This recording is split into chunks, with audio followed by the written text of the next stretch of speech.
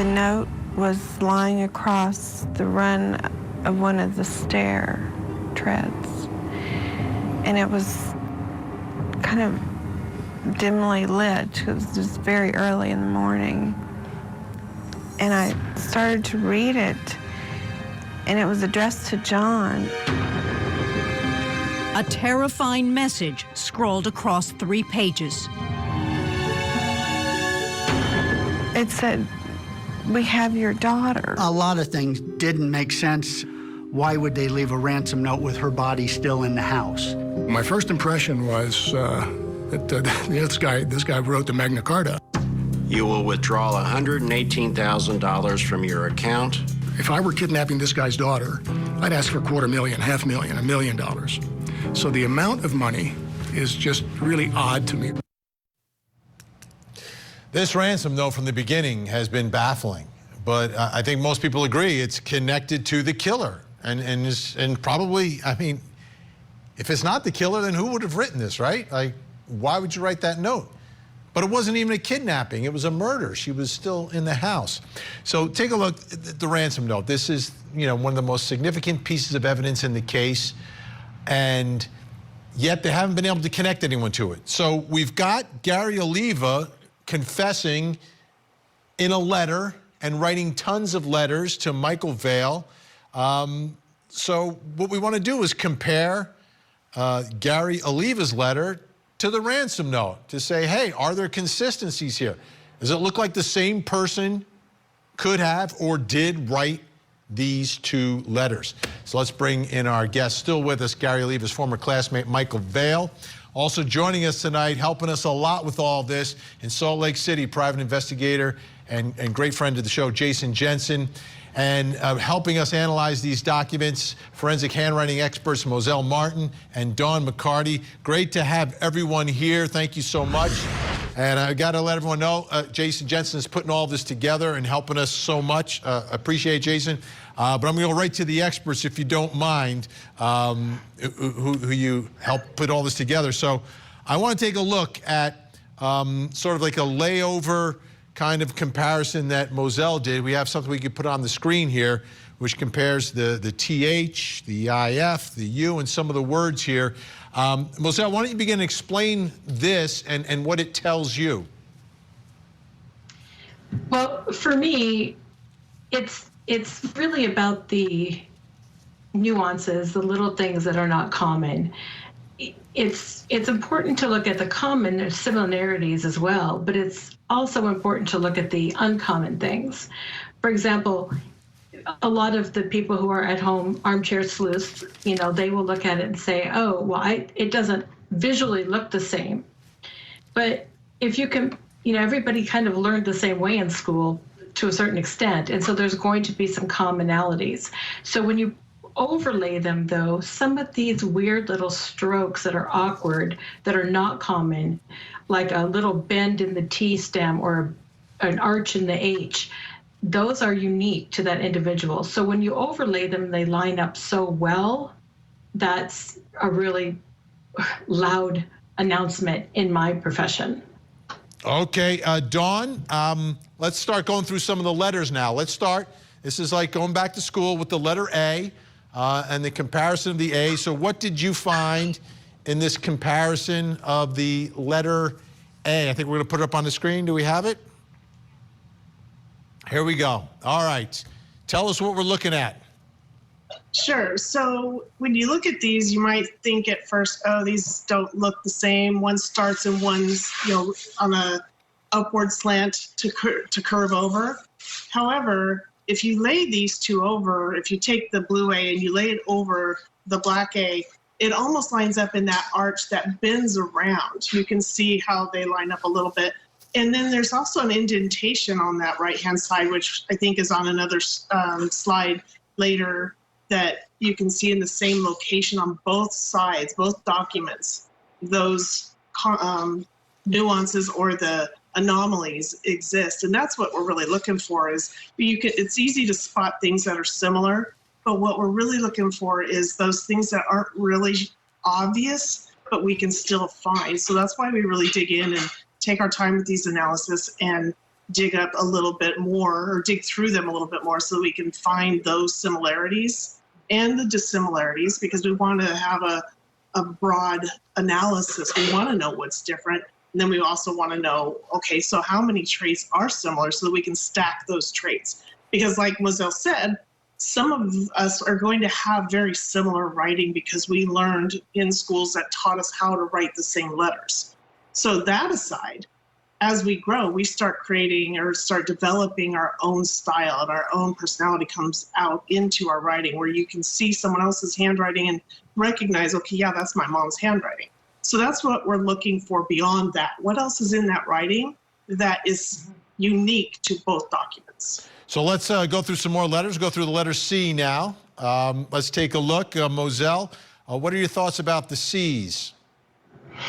Well, it's very interesting because the C's and the E's, if you just looked at those letters of Gary's, a lot of them resemble an E. But we have to look at, we have two different writing instruments. We have a Sharpie and we have an ink pen. So when you're comparing them, you're automatically going to have some residual stroking of the Sharpie, because it does automatically bleed into the paper weave a lot differently than the ink would sit on it. However, you can still see when you overlay them the same strokes, the angles, the hooks, the exits, they are still there, even though we have different writing instruments. Let's go to the D's. Dawn, that's your first letter of your name. What do you think of the D's? So what's significant about these D's, if you look how they're both written on each side, they start at the top. And now at the top on the question document, you see that black dot. That's because it's a Sharpie pen, and that ink is flowing as soon as it makes contact with the paper. So both these D's start at the top and they go all the way around and form that circle without stopping. There's no straight stem going down and then up and creating the loop. The stem goes down and it continues on and wraps around to form that D on the top one. On the bottom one, you can see how both of these traits are like a little triangle in that loop. So it's not a pure circle. Both, again, exist in both documents. Moselle, we have here two L's together. Let's take a look at that and tell me what you think. The L's, I was so excited when I saw the L's because it just has so much difference in the visual aspect of it. But when we overlay them, I was so excited. I yelled at my husband and I said, you have to see these L's, and he doesn't know anything about handwriting. But when you overlay them, there is just no denying that they are made with the same stroke. It has the same, the same bend in the stems. It has the same spacing between the stems that also line up. So they are very distinct. Dawn, take a look at the M's now. Let's go to the M's. So when you look at these M's, you're going to say that they don't look alike. That these ones are shorter in the middle, where that you have the peaks and the valleys.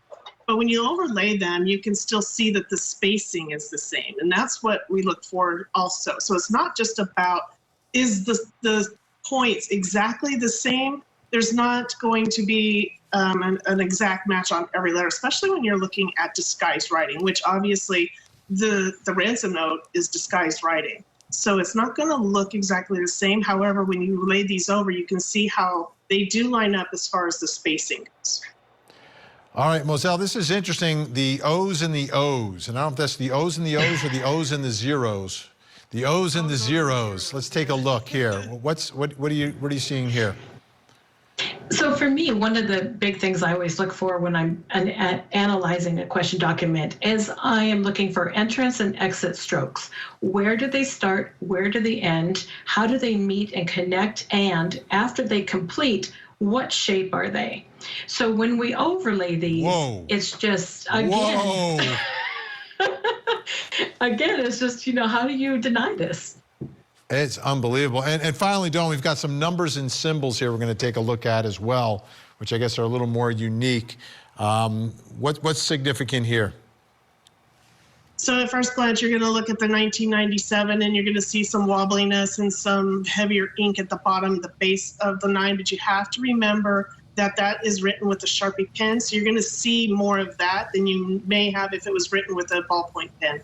So when you look at the 9s on the right and you lay those over the 9s in the middle, sort of, and I think we do have an overlay on this one. I'm not sure if it's going to play, but those 9s line up. They're just a little bit shorter. And then the double 9s also line up. So that the .99 on the right side of the known sample is actually the 99-cents piece of the 1999. And it still lines up in over these other 99s to where they're centered and still within the same spacing, more or less. And then the 7, of course, you know, that top bar across the top is nearly the same length. And then both of them come down almost straight before the blue 7 bends a little bit and before the 7 gets a little wobbly. But you can still, when those are overlaid, they're pretty similar. Okay, so let's get to the bottom line here now. So, Moselle, I'll begin with you. I'm not familiar. What's the standard when you compare? Is it like more likely than not inconsistent with, or what's your conclusion? So for me, I use a 5-point scale, which basically 5 would say, absolutely, there's no way possible this person could have written this, in my opinion. Again, this is just my opinion.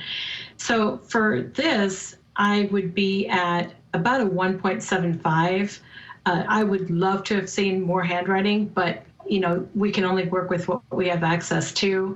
But based on everything that I looked for and looked at, I had dozens and dozens of samples of Gary's. I started at 250, went up to 225, then was at a 2, and then ended at 175. So what does 175 mean again? Means pretty close to certain, but you know, you can never say 100%. Right. So it's very close. Okay. So Dawn, very close. What was your conclusion? So I started out more at a 3-4 in the very beginning because I didn't do the deep dive. I was still just did a peer review. And the more I started digging into it, the more I started doing the overlays, I could see more significance in the similarities. And it's a compelling argument that there's a lot of anomalies in here. And so I did manage to get down to, and I was on a 2 for a little while, but those O's and some of the numbers, the A's that have a little indentation that exists in both documents, they were a little convincing. So I'm between a 175 and a 2. So in my opinion, it's plausible. Wow. Fascinating stuff. I appreciate you coming on and sharing that with us.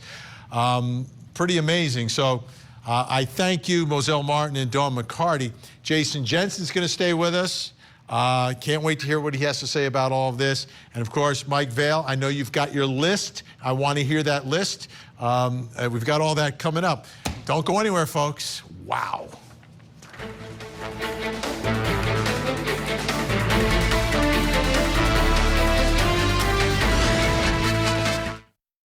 A man married 6 times. 4 of his wives died under mysterious circumstances.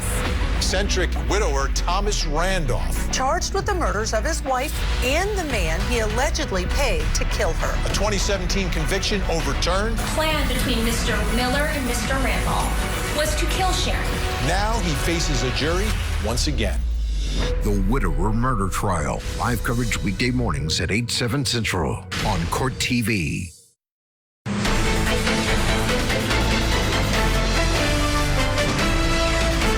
Well, I'm quite familiar with him. You used the term, this person should have been at the top of the radar for the police. Unfortunately, we were at the top of the radar, and they ignored people like this in the beginning. Oliva was referred to us by the Boulder District Attorney for follow-up by our detectives because I think he felt the police would not follow it up properly. And when I heard the circumstantial evidence around this guy, I said to our attorneys, this is the guy. And they said, whoa, don't do a Boulder police on us yet. We don't know that yet. We got a lot of digging to do. So we knew about him early on, and he was certainly right up at the top of the list of possible suspects. That was John Ramsey. the last time we talked about this. And he said, hey, Gary Oliva was on the top of our list, but the Boulder police were focused on the Ramseys. Like, that's part of the history of this case. Here's what the Boulder police told us today. Because this is an active and ongoing investigation, I'm unable to answer any specific questions about this crime. That's a 27-year active investigation without a ton of activity. But there were prior statements, like in 2019, the Boulder Police Department said they were aware of Gary Oliva and has investigated his potential involvement in the case, including several previous confessions. The department routinely receives information on investigation. Information provided to the police department is reviewed along with the many tips and theories we receive. Right? So they know about him, but what's going on here? Let's bring back in our guests, Michael Vail, Jason Jensen, still with me. Jason, let me start with you. What are your thoughts tonight, right?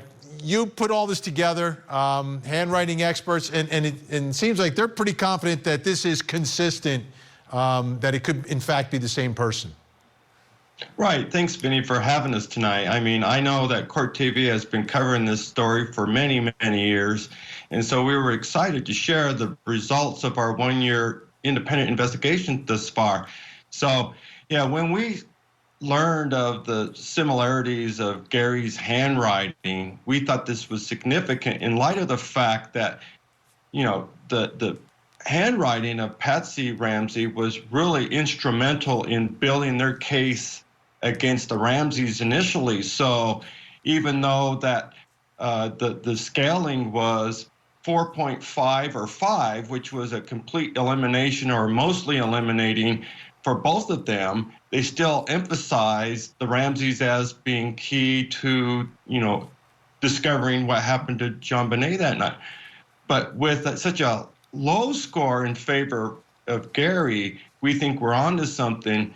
And the only thing that they've ever said was in response to the 48 Hours Investigates episode was that DNA eliminated Gary at, you know, in 2002. But what we know back then, their sole emphasis was the Ramseys. So we questioned in our investigation whether that was a sincere elimination of Gary by DNA. All right, Michael, and by the way, in these big cases, you know, I think you have to take law enforcement with a grain of salt. We learned that in the Delphi murders. The suspect who gets arrested, overlooked. They knew about him right from the beginning. The Long Island serial killer, should have been an arrest within months in that case, but police were doing whatever they were doing there. So, you know, you got to take it with a grain of salt. So, Michael, I know you are involved in all this, and what's your list? Everyone that's watching is like, Vinny, will you let him give us the list? So what's your list that you have for us tonight? Well, you know, number one is the direct evidence. You know, I've always known who killed JonBenét, and the fact is that phone call. That phone call, and my fact that I called the police the next morning, there's a record of that, and this is a documented direct evidence. Now, that right there, to me, here's how I feel. Everybody's saying there's a mystery about who killed JonBenét. But to me, that's not the mystery. The mystery is why Gary hasn't been arrested for this. Okay, let me go on to the circumstantial evidence for you, and thank you for a great program, by the way. Gary had the means, the access, the history, and the criminal history. Boy, he was on the run for, it's hard to say, you know, what he was doing to a little girl in Oregon. He was on the run from the law for that when JonBenét was killed in '96. Anyway, he had a fascination with knots in high school, with cords, knots. It's in his collages. It's in his artwork. Then also he attempted to strangle his own mother with a telephone cord. Tried to kill his own mother and told her, hey, I should have killed you years before. And then, of course, we know how JonBenét was killed, unfortunately, with a cord. It's really tough to talk about. The proximity of Gary is what's really alarming here. We're not talking about somebody across town. We're talking about somebody right down the alley. Unlucky 13 houses. Very unlucky 13 houses down that same alley. And then when you look on Google Satellite, you can see how those trees cover that alley, and anybody can sneak through there unknown, undetected. Anyway, boy, that giving me goosebumps right now. 13 houses away. He was getting his mail there in a church, 13 houses down. I could get into that, but we only have another half hour. Maybe. We have he has an obsession with JonBenét. Well, hey, we all know that. You've seen the drawings, right? We know. I'm going to skip number 6. We'll get to that later. But number 7, he was a creeper in school, in high school. Also breaking into Caltech Pasadena, breaking into UC Boulder. He was actually arrested on the campus with a poem to JonBenét and photographs and artwork of JonBenét. Michael, let me do this, Michael. Just stay where you are. We're going to take a short break, and then we'll finish up on the other side. We had something else we were going to do. We're not going to do it. We're going to stay on this. Jason Jensen, Michael Vail, staying with us. We'll be right back. Plus, coming up next hour. In Las Vegas, Nevada, the widower Thomas Randolph is accused of hiring a hitman to murder his wife. He's also accused of then murdering the hitman. Randolph has been married 6 times, and 4 of his wives are dead. Will the jury find out? We have the latest from court. Did you understand that by signing this document, you are agreeing that if you are convicted of first-degree murder in this case, I will choose the punishment and it will not be put to this jury? Yes, ma'am. These are the cases that captivated the world. Couldn't keep my life straight. That demanded our attention. They were killed by their own children. That challenged the legal system and ourselves. How in the world can a mother wait 30 days before reporting her child missing? These are the trials that became legendary. And now you can relive them all in one place. Court TV Legendary Trials. Go to courttv.com/legendary trials to find out how to watch.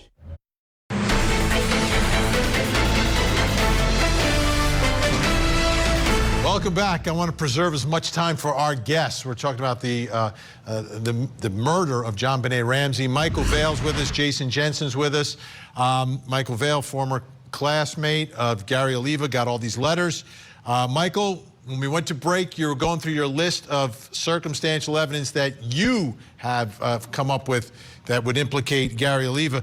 Let me just ask you, did police ever ask for your phone records, or did they ever get your phone records to verify that you got that call from Oliva? No. No, of course not. Why would you do that? That was through a landline. Yeah, exactly. So go ahead, continue with your list and try to, we have 2 minutes exactly, so see if you can save like 20 seconds for Jason Jensen at the end. Yeah, thank you to Jason Jensen. He's been doing a fantastic job, and he talked about DNA, and that's on my list. You have to look into the science of DNA in 1996. I mean, it could have been anybody that touched her. It could have been somebody at the mortuary who actually touched her when they actually ran the touch DNA. So we have to look at this. What I've been told since the very beginning of this case, the DNA has been compromised. We all know that. That's a fact. Now, real quick, he broke into schools for art supplies, and she was killed with a paintbrush from Patsy art room. Now, he slept in the campus of Boulder. He signed the ransom note is signed SBTC. Well, they had a breakthrough with single band truncated crystal that year, University of Boulder. Amazing. Jason did an amazing job putting that together. He called me 6 hours before it was in the news. Come on. We was on the run for molesting a girl in Oregon. He had mailed me missing girl posters. It was very terrifying to get that. He had a fascination with 6-year-old kids. I don't know why he locked into 6-year-old kids, but the eyeballs on forks. Now we take the digital spin. He's a cannibal. I guess if you eat human skin of a child, I guess that would make you a cannibal. So he's confessed to me on a prison interview phone call that he tasted children's skin. He wanted to eat JonBenét, also something he told me. Anyway, I could go on this list. We only had 2 minutes. Yeah, exactly, and I appreciate it. Jason Jensen, so what happens next? Where do we go from here? Well, at this point, I've certainly updated John Ramsey, and I've also offered our evidence to Boulder PD, and I'm still waiting to hear them back. All right. I wouldn't hold my breath on that one.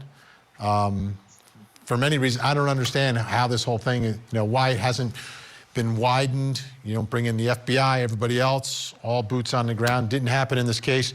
Michael Vail, thank you for your time tonight. Thank you for sharing everything. Jason Jensen, amazing as always. We really do appreciate